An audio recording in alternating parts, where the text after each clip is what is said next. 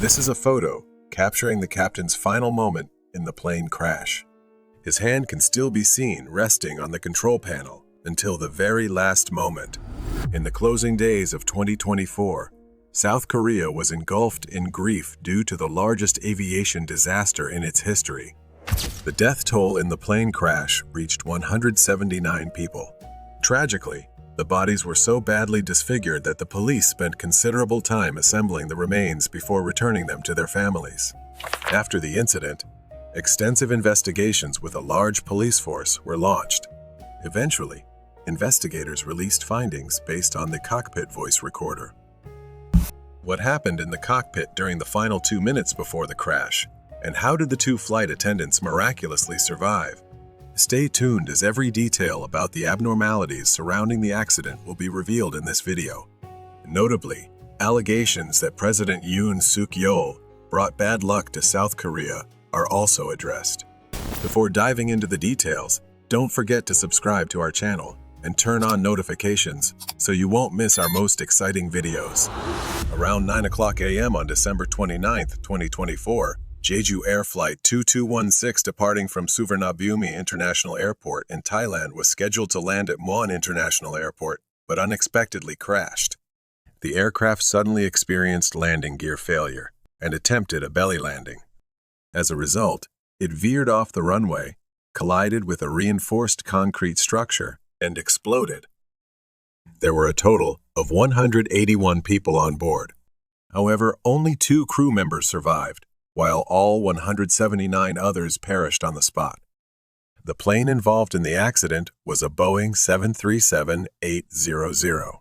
Its maiden flight took place on August 19, 2009. By the time of the crash, it had been in operation for 15 years. That day, the control tower warned the crew about bird flocks in the area. However, as the landing was already 30 minutes behind schedule, the pilot decided to proceed with landing preparations.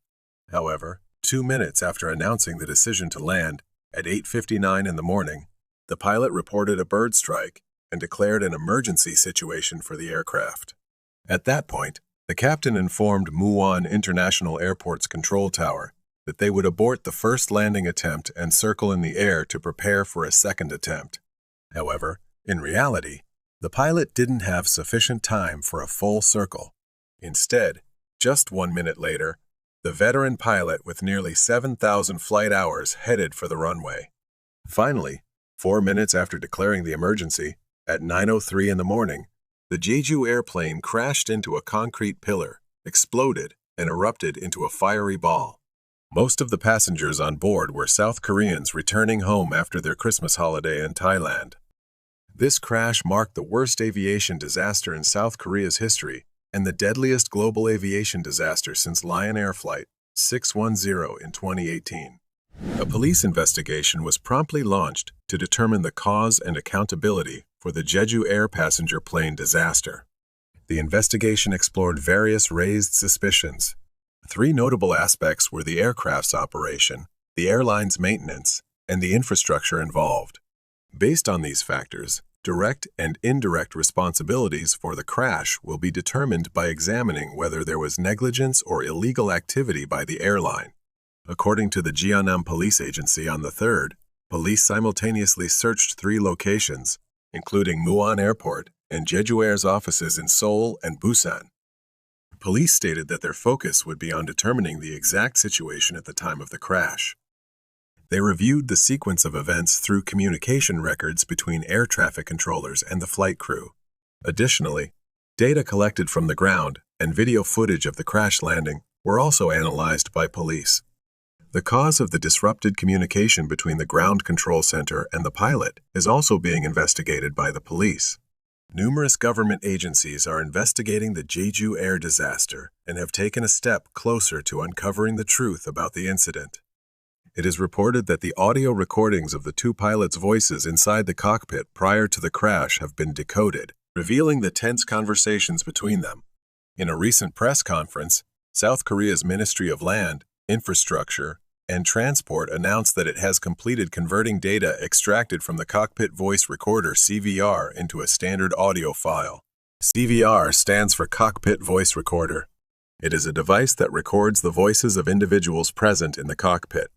The Jeju Air flight flew for 4 hours and 30 minutes from Thailand before crashing at Muan Airport at 9:03 in the morning.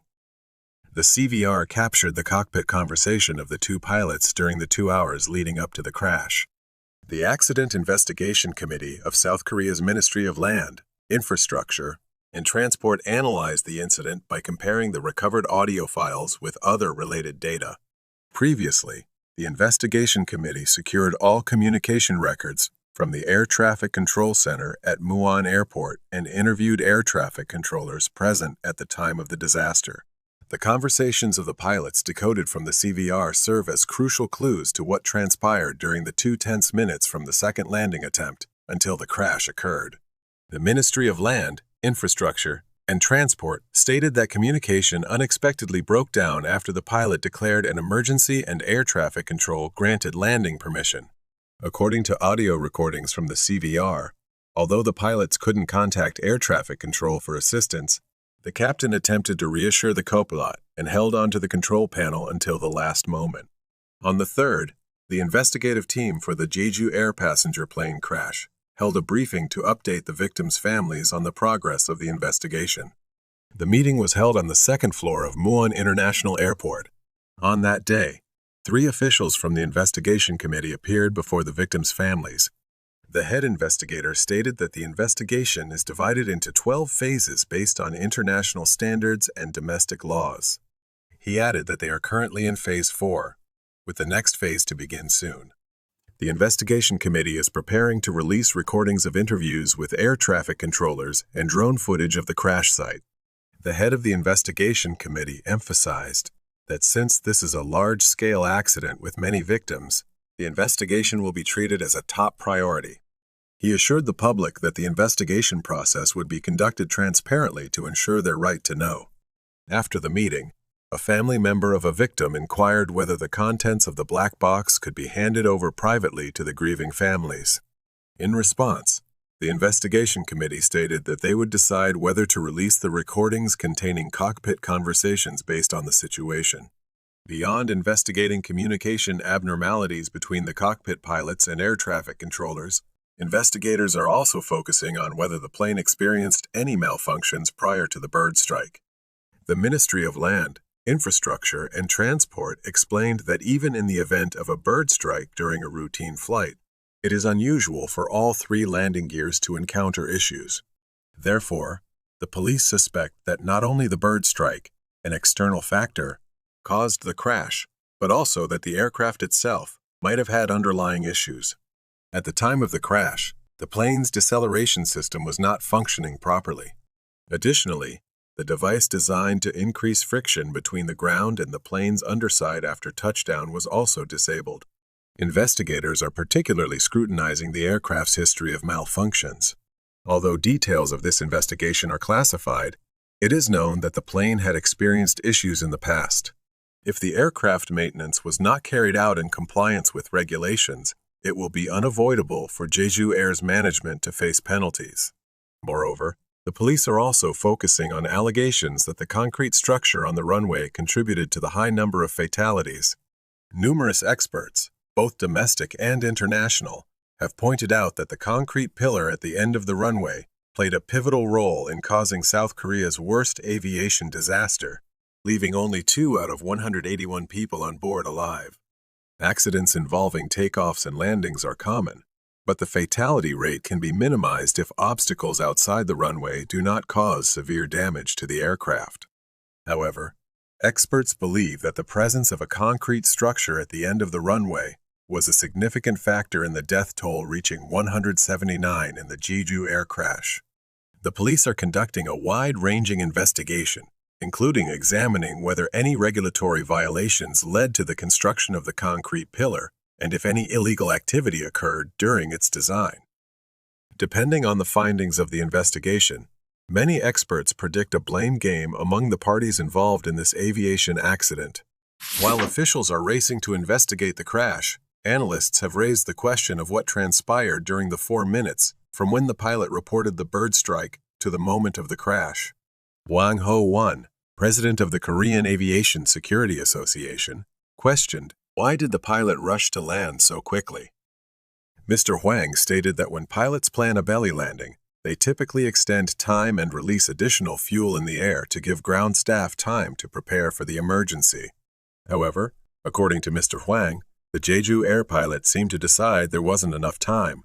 He wondered whether the rushed landing decision was a pilot error. Mr. Huang also added that if there had been no concrete structure at the end of the runway, the aircraft might have avoided the tragedy. Muon International Airport typically has a runway length of 9,200 feet, but at the time of the Jeju Air landing, only 8,200 feet were usable due to ongoing construction to extend the runway. However, analysts noted that the runway was long enough for a Boeing 737-800 to land. Even so, during the landing, the pilot appeared unable to control both the engines and the landing gear.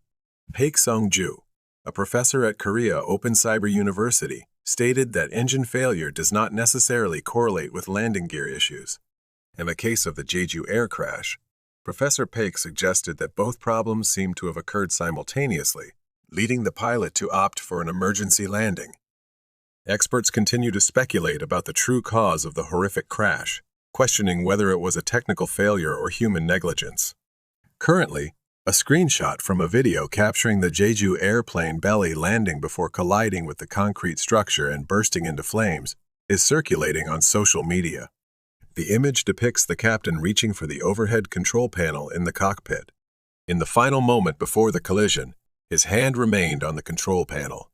Some believe the captain might have done everything in his power to minimize the damage until the very last moment, but was unsuccessful. Many netizens expressed their sorrow and praised the captain's efforts. The captain of the ill-fated flight has been identified as a 45-year-old pilot named Han. He was highly regarded by his colleagues for his exceptional flying skills. A netizen claiming to be a pilot for an international airline speculated that Captain Han may have tried to activate control buttons to maximize friction. The horrific disaster occurred, and those who must bear the primary responsibility are none other than the leadership of Jeju Air. Earlier, a representative of Jeju Air denied speculations about pilot fatigue, stating that pilots and crew members were given 24 hours of rest between international flights. Speaking to the press during a conference on January 2nd, Song Kyung-hoon, the Director of Administrative Management at Jeju Air, asserted that the airline adhered to guidelines allocating 12 maintenance engineers per aircraft. However, in a later statement, Mr. Song admitted that during the COVID-19 pandemic, maintaining contracts became challenging, leading to periods when the airline did not meet the standard of 12 maintenance engineers per aircraft. Nevertheless, Mr. Song emphasized that as the economy gradually recovered, Jeju Air ensured compliance with the Ministry of Transport's regulations on the number of maintenance engineers. Despite Jeju Air's efforts to counter allegations related to the horrific crash, a travel ban was eventually issued against 2 members of the leadership, including the CEO of the airline. Following this aviation disaster, many questioned how the 2 flight attendants miraculously survived. Some suggested that their seat location at the tail of the plane might have contributed to their survival. According to examination results, doctors concluded that the 2 flight attendants, surnamed Lee and Koo, were injured but not in life-threatening conditions. Several South Korean media outlets speculated that the flight attendant seat positions might have played a role in their survival. Depending on the aircraft type, flight attendant seats are usually located near emergency exits or the galley at the rear, close to emergency equipment. These seats are often foldable to avoid obstructing walkways. Larger planes typically have more such seats. Lee and Koo were seated in seats adjacent to the rear emergency exit, facing away from the passenger cabin. In 2015, Time magazine conducted a study based on data from 17 aviation accidents between 1985 and 2000. The study revealed that passengers seated in the rear third of the plane had a 32% fatality rate. In contrast, the rates for the front and middle thirds were 38% and 39%, respectively. The highest fatality rate, 44%, was among those seated near the aisle in the middle of the cabin. Earlier, in 2012, the Discovery Channel conducted a practical experiment by crashing a Boeing 727 with dummies on board into a desert. The results showed that the front of the plane experienced forces 12 times the gravity during the impact, while the middle and rear sections endured forces 8 and 6 times gravity, respectively. Researchers concluded that the middle and rear sections had significantly lower fatality rates than the front. In the Jeju air crash, the Boeing 737-800 collided with the concrete pillar and burst into flames, while the tail section detached and avoided the risk of fire. Although the flight attendant's seating position was cited as a factor in their survival, the U.S. Federal Aviation Administration emphasized that no seat on a plane can be considered the safest, as each accident is unique. The horrific disaster involving Jeju Air's plane reminded many of another tragedy that South Korea experienced, the Itaewon disaster. The Itaewon disaster occurred on October 29, 2022, during a Halloween festival, resulting in 159 deaths and 196 injuries. At the time of the incident, a crowd attempting to escape a slope led to people in the back shouting to push those in front. The crowd surged and toppled over like dominoes, causing a horrific accident. Witnesses at the scene explained that some individuals deliberately pushed those around them. However, it was not until November 7th that then-President Yoon Suk-yeol officially apologized to the nation for the tragedy in Itaewon.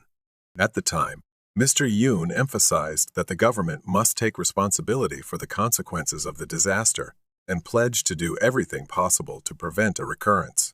During that period, the police faced public criticism for their response on the night of October 29th, as only 137 officers were deployed to the crowded area, despite an estimated 100,000 people gathering in Itaewon. Currently, following the Jeju airplane crash, many opinions suggest that having Yoon Suk-yeol as president brought bad luck to South Korea. Some fortune tellers have even claimed that it is no coincidence that South Korea experienced numerous disasters during Yoon Suk-yeol's presidency. What is your opinion on this? Please leave your thoughts in the comments. Only 2 flight attendants survived the horrific plane crash on December 29, 2024, but the psychological trauma they endured after the accident is immense. At present, not only South Korean media and public opinion are closely following the investigation results of this aviation disaster, but many people around the world are also seeking answers to this heartbreaking event.